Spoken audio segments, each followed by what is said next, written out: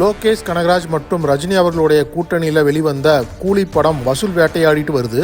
இந்த நிலையில விக்ரம் தேவாவை இணைக்கும் லோக்கி அவர்கள் அடுத்த சம்பவத்துக்கு ரெடி ஆயிட்டு இருக்காரு. கூலி படம் வெளியாகி 4 நாட்கள்லயே கிட்டத்தட்ட 404 கோடி வசூல் செய்ததாக அதிகாரப்பூர்வ அறிவிப்பு வெளியாகி இருக்கு. இந்த படத்துக்கு அப்புறமா கார்த்திக் அவர்களுடைய கைதி 2 படத்தை லோகேஷ் அவர்கள் எடுக்க இருக்காரு.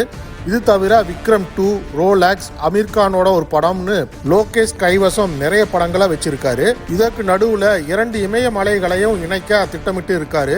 அதாவது சமீபத்துல ரஜினி அவர்களையும் கமல் அவர்களையும் 2 பேரையும் சந்தித்து ஒரு டூயல் ஹீரோ சப்ஜெக்ட் பற்றி கூறியிருக்காரு. இருவருமே இந்த படத்தை இணைந்து நடிக்க சம்மதம் தெரிவிச்சிருக்காங்களாமா. இது போக இந்த படத்தை கமலின் ராஜ்கமல் பிலிம் இன்டர்நேஷனல் தயாரிக்க இருக்கு.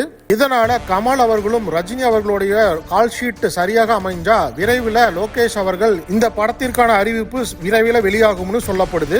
இதனால பெரும் எதிர்பார்ப்பு நிலவிட்டு வருது. எது எப்படியோ இந்த இருவரும் சேர்ந்து நடித்தால் அந்த படத்தோட பிசினஸ் அமோகமாக இருக்கும் என்பதில் எந்த சந்தேகமும் இல்லை. பொறுத்திருந்து பார்க்கலாம் இந்த கூட்டணி அமைதான்னு.